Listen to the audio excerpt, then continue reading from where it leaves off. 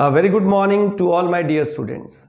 Today we are going to start part A, book 1, that is Statistics for Economics, and we are going to start the chapter of Unit 3, and the name of the unit is Statistical Tools and Interpretation, and the chapter we are going to start is Measures of Dispersion. क्या है dispersion? वो कहता है कि average of the series, mean, median, mode किसी भी series की एक रिप्रेजेंटेटिव वैल्यू है, लेकिन अपने आप में पूरी पिक्चर एवरेज किसी भी सीरीज की नहीं बता सकती. It can not tell the full story of the series. Average जो है, ठीक है, वो कुछ हद तक सीरीज को रिप्रेजेंट करती है, लेकिन जो सीरीज की सभी वैल्यूज हैं वो एवरेज से कितनी स्कैटर्ड हैं, कितनी दूर हैं, उनमें कितना वेरिएशन है, उसको मेजर करने के लिए हमारे पास एक मेजर है, एक नया टूल है जिसको हम बोलते हैं डिस्पर्शन. आओ इसको अब हम धीरे धीरे पढ़ते हुए साथ साथ समझते हैं. Average is the measure of central tendency of the series. Average जो है वो क्या है? किसी भी सीरीज की सेंट्रल वैल्यू है, but an average alone does not reveal full story of the series. लेकिन खाली एवरेज पूरी सीरीज की स्टोरी को नहीं बता सकती. इट डज नॉट टेल, ये हमें नहीं बताती how items in a series they scatter around the average. इसको हम एक एग्जांपल से एक्सप्लेन करेंगे. हमारे पास दो सीरीज है एक्स और वाई, जिसके अंदर तीन आइटम्स हैं. पहला 49, 50, 51, दूसरा 10, 60, 80. हम दोनों की एवरेज निकालते हैं. 49, 50, 51, 150 अपॉन 3, एवरेज आ गई 50. सीरीज वाई 10 और 60, 70 प्लस 80, 150 अपॉन 3, एवरेज आ गई 50. देखो, अब एवरेज तो दोनों की 50 आ रही है आपके सामने, लेकिन हम देख रहे हैं कि दोनों सीरीज की एवरेज 50 है. लेकिन अगर फर्स्ट सीरीज को ध्यान से देखें तो एक वैल्यू तो एग्जैक्टली एवरेज के बराबर है और दो वैल्यूज उसके आसपास हैं. लेकिन सीरीज नंबर जो 2 है, यानी वाई सीरीज, यहां तो एवरेज के आसपास कुछ भी नहीं है. एक वैल्यू तो एवरेज से बहुत कम है और एक एवरेज से बहुत ज्यादा है और एक एवरेज से कुछ ज्यादा है. इसका मतलब जो पहली वैल्यू है इसमें जो वेरिएशन है वो बहुत कम है एवरेज से. इसी को डिस्पर्शन बोलते हैं. देखो, डिस्पर्शन क्या है? Distance from the average. ये ध्यान देना, डिस्पर्शन का मतलब है डिस्टेंस फ्रॉम द एवरेज. देखो, वो यही कह रहे हैं. लेकिन सेकंड सीरीज में 2 items are quite far away from average. देखो, 50 से बहुत दूर है. In technical terminology of the statistics we say dispersion in the first series is smaller than the second series. अब डिस्पर्शन क्या है? What is dispersion? By dispersion we mean distance from average. Average से हमारा distance कितना है. More the distance, more the variation, and vice versa. Dispersion also indicates the extent of the uniformity among the items. किस हद तक items में समानता है. So uniformity and degree of variation are inversely related. अगर uniform होंगे तो variation नहीं होगा, डिस्पर्शन नहीं होगा. अगर यूनिफॉर्मिटी नहीं होगी जितनी भी आइटम्स है सीरीज की, तो इसका मतलब उस सीरीज में डिस्पर्शन उतना ही ज्यादा होगा.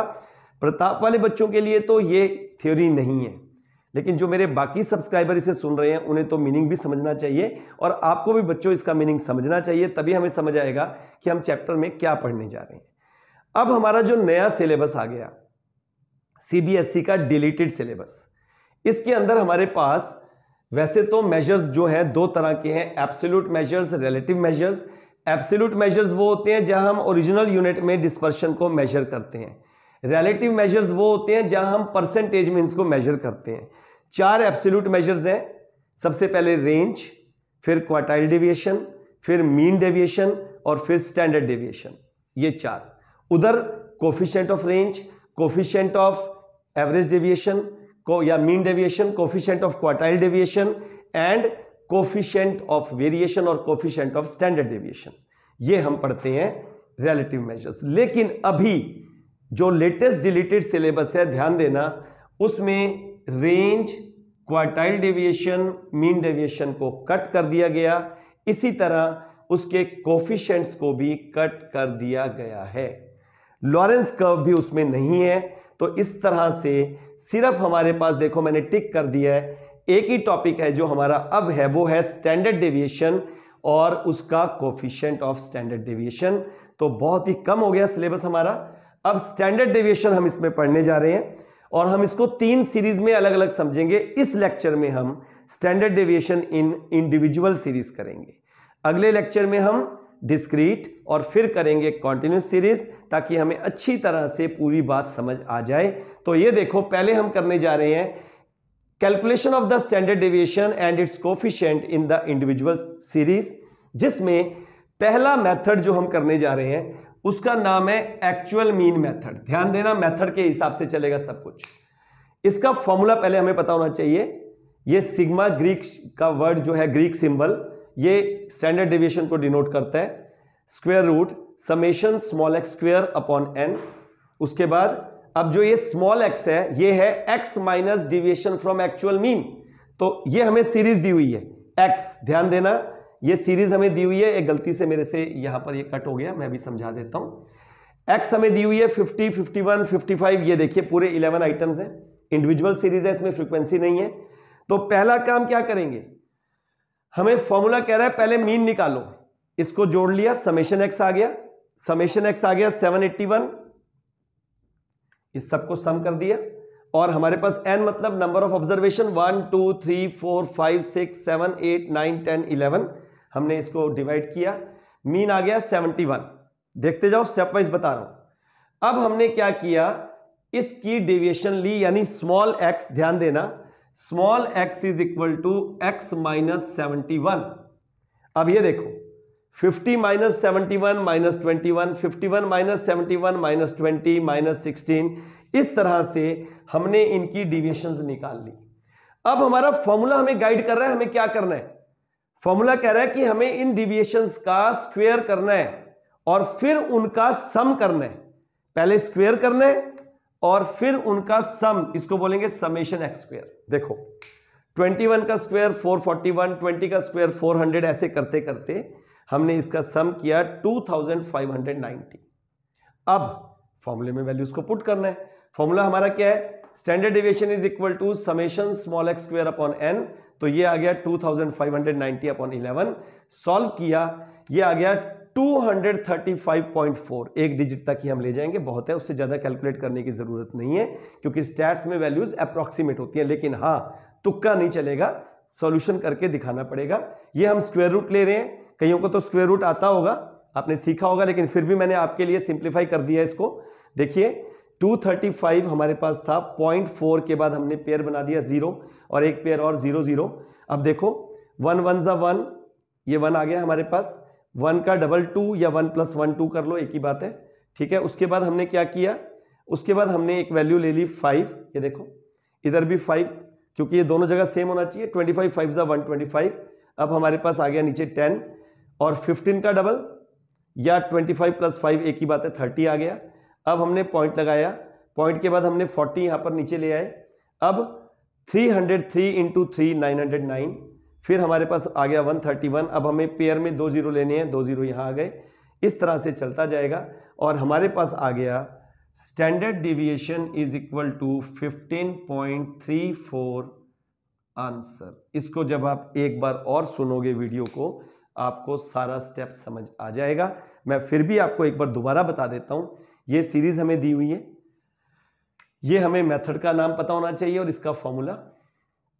उसके बाद हमें क्या करना है, फॉर्मूला गाइड कर रहा है हमें पहले इसका मीन फाइंड करना है। मीन फाइंड कर लिया, उससे डिविएशंस निकाल ली, उन डिविएशंस का स्क्वायर किया, उन स्क्वायर का सम किया और ये सम को डिवाइडेड बाय ये कर दिया नंबर ऑफ ऑब्जर्वेशन 1 2 3 4 5 6 7 8 9 10 11 और ये सॉल्व किया और इसका स्क्वायर रूट फाइंड किया। ये आ गया स्टैंडर्ड डेविएशन। अब इसका कोफिशिएंट कैसे निकालना है वो मैंने आपको वहां भी बताया है और यहां भी बता देता हूं। अब इसका कोफिशिएंट निकालने का भी फॉर्मूला है, कोफिशिएंट ऑफ वेरिएशन या coefficient of standard deviation is equal to standard deviation upon mean into 100। याद रखना ये फॉर्मूला। स्टैंडर्ड डेविएशन ये निकल गया 15.34। अभी हमने इसका मीन फाइंड किया था 71 × 100 और ये हमने जब सिंप्लीफाई किया तो 21.7, वो मैंने वहां भी सॉल्व किया है, यहां आपको बता दिया। ये आ गया कोफिशिएंट ऑफ वेरिएशन। तो ये हमारी सीरीज है इंडिविजुअल, जिसमें कोई फ्रीक्वेंसी नहीं है। आपने पढ़ी है, अच्छी तरह से पढ़ी है, मीन, मीडियन, मोड सब में मैंने आपको पढ़ाया है, ऑर्गेनाइजेशन ऑफ डेटा में भी आपने पढ़ा है।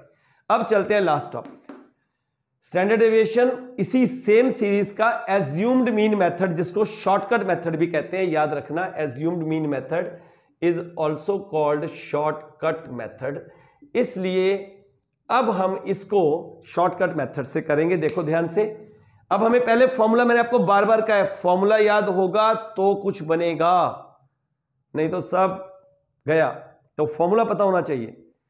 ये क्या है हमारे पास, standard deviation is equal to square root, ये स्क्वायर रूट सब के ऊपर है, summation dx square upon n minus summation dx upon n का होल स्क्वायर, और dx होता है x minus assumed mean, a is equal to assume mean. तो ये हमें सीरीज दी हुई है, हमने इसमें 70 एज्यूम कर लिया मीन, हमने dx फाइंड किया x माइनस 70, ये वैल्यूज आ गई हमारे पास, और समेशन dx हमारे फॉर्मूला की रिक्वायरमेंट है, आ गया 11। इसका स्क्वायर किया, सारी वैल्यूज पॉजिटिव आ गई, इसका सम आ गया 2601, इसको बोलेंगे summation dx square is equal to इतना। अब फॉर्मूले में वैल्यूज पुट कर दी, 2601 अपॉन 11 माइनस 11 अपॉन 11 का होल स्क्वायर, ये आ गया। देखो ये दोबारा से सेम आ गया, ये और ये हमारे पास सेम आ गया, ये स्क्वायर रूट हमारा था। फिर हमने इसको सिंप्लीफाई कर लिया 15.3, और फिर कोफिशिएंट ऑफ वेरिएशन वही सेम तरीका निकाला, और ये आंसर आ गया। एक ही बात कहूंगा बेटे, स्टैट्स है जस्ट अ मैथ्स, जितनी प्रैक्टिस करोगे जल्दी जल्दी समझ आ जाएगा। मुझे सुनो, नोट्स बनाओ, टीआर जैन ओपन करो, उसमें जितने एग्जाम्पल दिए हुए हैं इंडिविजुअल सीरीज के करने शुरू करो, डिस्पर्शन का मीनिंग समझो, कॉन्सेप्ट को समझो, प्रॉब्लम्स आती हैं तो कमेंट बॉक्स में डालो, आपकी गूगल मीट सेशन पे मेरे से डिस्कस करो, लेकिन करना खुद पड़ेगा, कोई आपके लिए करने वाला नहीं। इसलिए प्लीज मैं फिर कहूंगा, अपना समय बिल्कुल बर्बाद मत करो और टारगेट ओरिएंटेड स्टडी करो। God bless you all.